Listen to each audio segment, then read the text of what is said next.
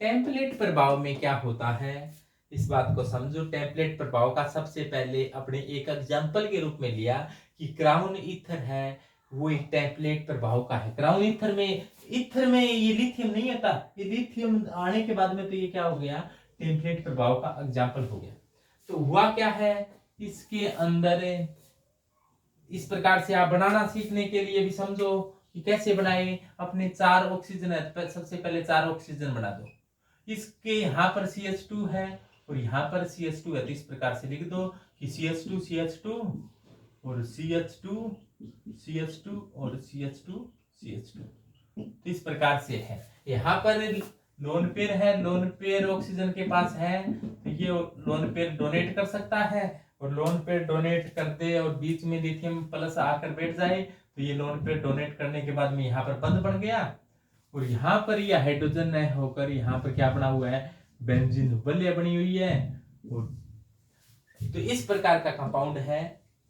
तो इसमें क्या हुआ है कि यहाँ पर जो लिथियम है उसको, जो केंद्रीय धातु उसको नाम लिखते समय सबसे पहले लिखते हैं, उसके बाद के अंदर जो बेंजीन वलय वाला है उसको बेंजोन लिख दिया है। इस वलय में टोटल परमाणु की संख्या, जैसे यहाँ से गिनती शुरू कर दो कि 1 2 3 4 5 6 7 8 9 10 11 12, तो टोटल परमाणु है वो यहाँ लिखा जाता है, वलय में कुल परमाणुओं की संख्या। यहाँ पर ये ध्यान देना है कि ऑक्सीजन को शामिल करते हुए लिखा है।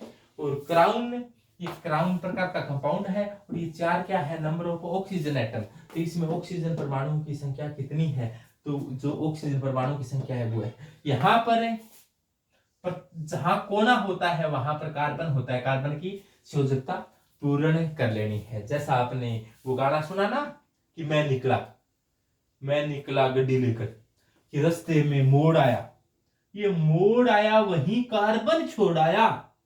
तो जहां जहां मोड़ है वहां वहां कार्बन बैठा है, और कार्बन की पूर्ति फिर हाइड्रोजन संयोजकता हाइड्रोजन के रूप में होती है।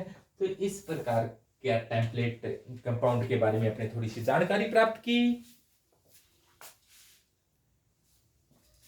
कि जब बड़े चक्रीय यौगिक में केंद्रीय परमाणु विराजमान रहता है, जब बड़े चक्रीय यौगिक में केंद्रीय धातु विराजमान रहता है, तो बना संकुल अधिक स्थायी होता है।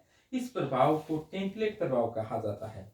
इसके एग्जाम्पल के रूप में हीमोग्लोबिन, क्लोरोफिल, चक्रीय पॉली ईथर, क्राउन ईथर आदि है। सबसे पहला एग्जाम्पल आपने पढ़ा, क्राउन ईथर क्या होता है। क्राउन ईथर में ऑक्सीजन परमाणु व कार्बन परमाणु से बना हुआ एक चक्कर होता है। इसके बीच में कोई मेटल आयन यानी कि धातु आयन विराजमान हो जाता है। ऑक्सीजन परमाणु अपने इलेक्ट्रॉन युग्म धातु आयन को देकर उप सहसंयोजक बंध बना लेते हैं।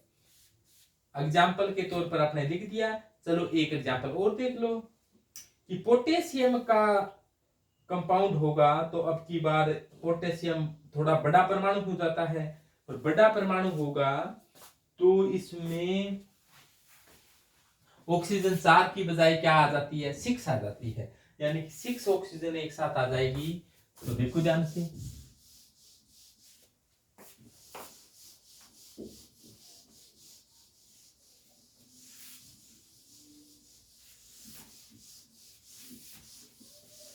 अब की बार कितने ऑक्सीजन आ जाती है, 6 ऑक्सीजन आ जाती है। देखो ध्यान से, अपने देखो 1 2 3 4 5 और 6 ऑक्सीजन परमाणु की संख्या कितनी होगी, 6 होगी। इनके बीच में कौन आ जाता है, CH2 आ जाता है। ये देखो, ये देखो, ये देखो, ये देखो, और ये देखो, 2 कार्बन ये लाने होते हैं। बीच में कौन बैठा है, पोटेशियम परमाणु बैठा है, पोटेशियम प्लस के रूप में आता है, और यहाँ पर ये लोन पेयर ग्रहण करता है, ऑक्सीजन के द्वारा दिए गए लोन पेयरों को ये ग्रहण करता हुआ, और ये देखो लोन पेयर ग्रहण करा। ऑक्सीजन के पास 2 लोन पेयर थे, एक लोन पेयर डोनेट कर दिया है, तो एक लोन पेयर यहाँ ही विराजमान है। यहाँ पर क्या होता है, कोई साइक्लोएक्सिल वलय जुड़ी हुई है और ये देखो साइक्लोएक्सिल वलय है।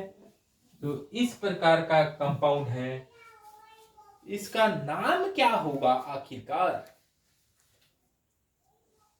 तो सबसे पहले केंद्रीय धातु को लिखा जाता है, उसके बाद में बाद वालों को लिखा जाता है। तो सबसे पहले केंद्रीय धातु कौन है? पोटेशियम। कर ले भाई पोटेशियम, तन मैं पहली पोत लिखा पोटेशियम केंद्रीय धातु का नाम आ गया। उसके बाद है बाद वाला। अब की बात बेंजीन नहीं है, बेंजीन नहीं है तो बेंजो नहीं लिखेंगे, तो साइक्लोएक्सियन है तो साइक्लोएक्सिल लिखेंगे। तो साइक्लोएक्सियन हो तो क्या लिखेंगे भाई अपने? साइक्लोएक्सिल। तो यहां पर आ जाएगा नाम साइक्लोएक्सिल। साइक्लोएक्सिल। और क्या हो जाएगा नाम इसका? पोटेशियम साइक्लोएक्सिल। साइक्लोएक्सिल संख्या में 2 है तो क्या नाम आ जाएगा? डाइसाइक्लोएक्सिल। डाइसाइक्लोएक्सिल।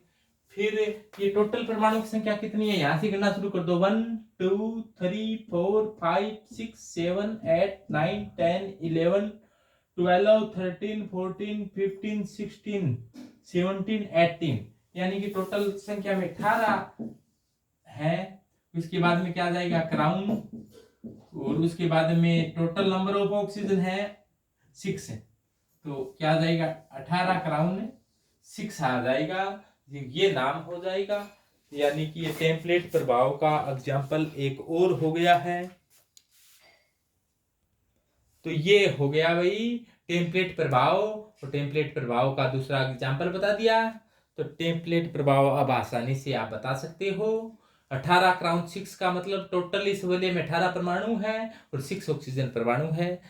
2 डाइसाइक्लोएक्सिल जुड़े हुए हैं, 2 बीच में पोटेशियम बैठा है।